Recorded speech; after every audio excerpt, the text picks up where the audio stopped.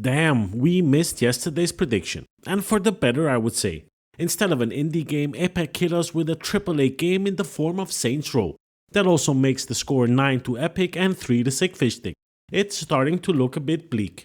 Saints Row takes place in Santo Lieso, a vibrant fictional city in the American Southwest. In a world rife with crime where lawless factions fight for power, a group of young friends embark on their criminal venture as they rise to the top in their bid to become self-made.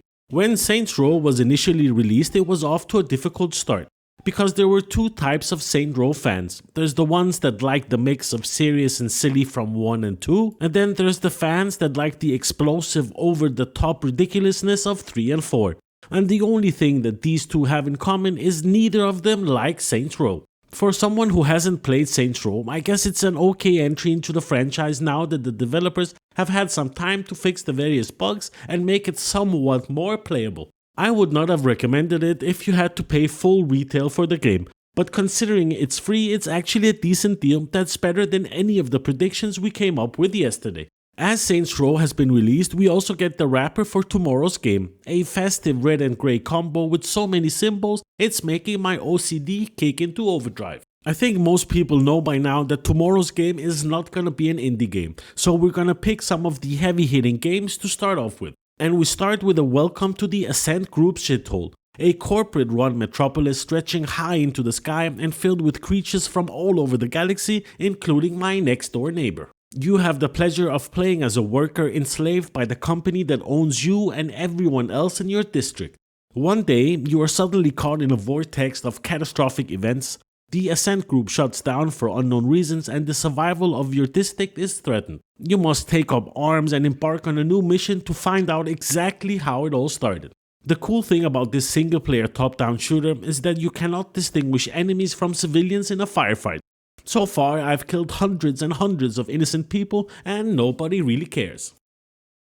Next up in our prediction is Ghost Runner, and Ghost Runner offers a unique single-player experience. It's fast-paced, violent combat, and an original setting that blends science fiction with post-apocalyptic themes. It tells the story of a world that has already ended and its inhabitants who fight to survive. To be fair, it makes you feel like a robot ninja high on coke with a rocket up your ass. 10 out of 10 with the use that rocket again. Ghost Runner is a perfect game for people who enjoy semi-hardcore games for speedrun or like no-death challenges. And I think for everyone else it might be a hit and miss on this one. It's a great game, don't get me wrong, but an actual gameplay could be very different from what you're expecting after watching trailers or reading the description. Now, if this is the free game, I'm actually quite happy because I haven't played it yet and I would love to take it for a spin for the cool price of $0. Our last prediction for tomorrow is Cult of Lamb, and you have to start your own cult in a land of false prophets, venturing out into diverse and mysterious regions to build a loyal community of woodland followers, and of course spread your word to become the one true cult. This game took me by surprise. I wasn't expecting to enjoy it as much as I did. I remember one case where one of my followers was pooping around all over the place. So I sacrificed him and fed him to the other followers as a warning to everyone. Only poop where the poop is supposed to go. And it actually worked. To be fair, as a cult leader, you have to feed people, guide them, marry them, and encourage them to eat bowls of poop.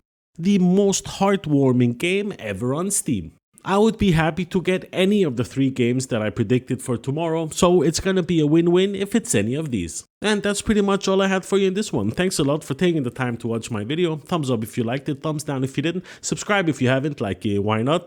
Thanks a lot for watching and I'll see you in the next one. Peace.